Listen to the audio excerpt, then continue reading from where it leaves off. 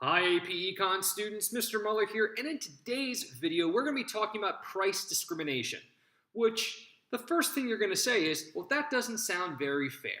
Well, there's a famous quote I have to come back at that, and that quote is, a fair is a place where they show cows. Fairness doesn't really exist in society, so stop making that argument. So today we're going to be talking about how, if you manipulate the price for every different person to sell your good or service if you're a firm, how that could actually make you more money than trying to be fair and setting a price at one point for everyone. Hope you're excited. I'm excited. Let's get started. So, if we're looking at what price discrimination actually is, price discrimination occurs when a firm sells the same good or service at different prices to different groups of customers. Now again, this doesn't sound very fair, but again, if you're in a business, your goal is to get as many people to participate in consuming your good or service. So this lets firms make more money by categorizing customers into groups, and based on those groups, offering that good or service at different prices. Now certain conditions have to be met. For example, plane tickets. Airlines often use price discrimination to get as many people as possible to use their airline. So for instance, a great example of this is Ryanair, which is a budget airline. Now what they do is they offer their ticket price much lower than their competitors. But if you want to bring a carry-on, that's going to be an extra cost. If you want to check a bag, that's going to be an extra cost. If you want food or drink, that's going to be an extra cost. Do you want to sit on the aisles or the windows? That's going to be an extra cost.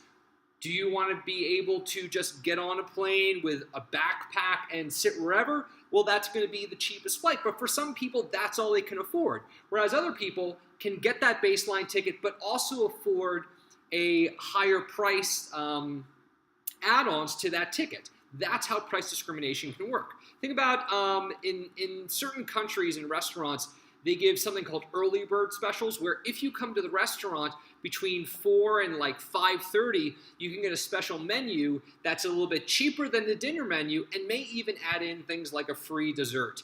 And what the restaurant's trying to do, because they know their peak hours are any time after 6, they're trying to get people in earlier, so they offer this special menu. They're price discriminating to get more people to consume their good or service. Now, in a perfect situation, perfect price discrimination occurs when a firm sells that same good or service at a unique price to every customer. Now, that happens a lot if you go to different markets, or if you're going to different souks if you're in different parts of the world. For instance, I was looking to get a rug, and I go into the rug store, and someone's selling the rugs, and they always start off asking an astronomical price for that rug, probably because some people will actually pay it. And then you haggle down, you haggle down, you haggle down until you get to a price you're happy with. But this allows perfect price discrimination. People who can buy that rug for a crazy high price and they don't care can buy it.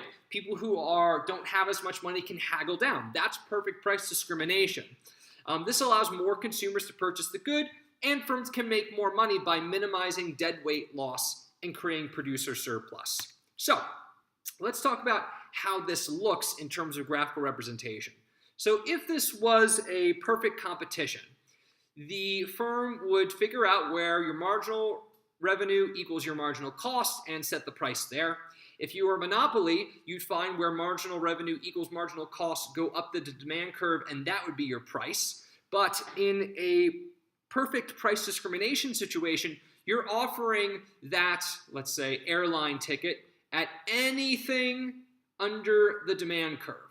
Now here's what happens. If you do that, you are going to lose some revenue by charging different prices, but you're actually making more money because some people will buy that ticket for 400 JD or euros or dollars.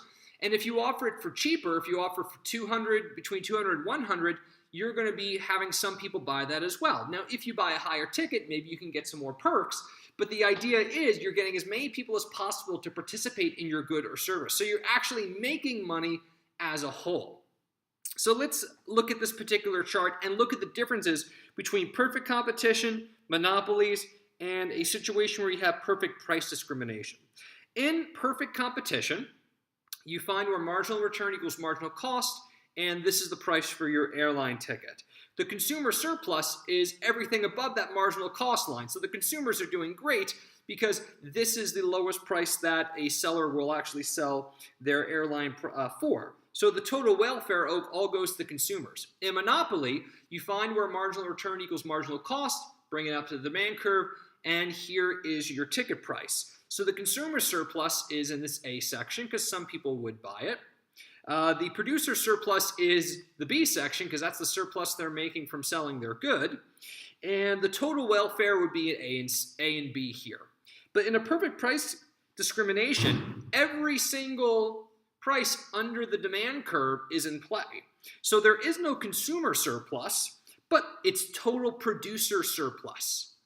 So the producer gets to be advantaged by as many people as possible participating in their good or a service. So the total welfare is actually A, B, and C. So this is the situation you want if you're in a firm. You want price discrimination. Now, how is this practiced?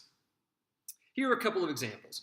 If you go to the movies, sometimes you can get a cheaper price on a movie ticket by going at noon, because very few people go to the movies at noon. They want people to come in as much as possible, so they lower the ticket price. If you are old or a child or a college student, they will give you a cheaper price too because you don't have as much disposable income.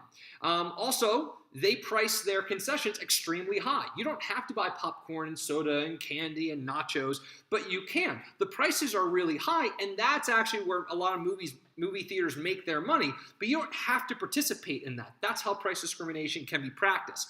Also, for colleges and tuition, you can, if you want, go to a community college for 2 years and then transfer to a normal college. And community colleges can only be $1,000 per semester. It's much cheaper than a state college. If you go to a public college in your state, you can actually get a lower tuition because you're going to a college within a state that you live in. At least this is how it works in the U.S.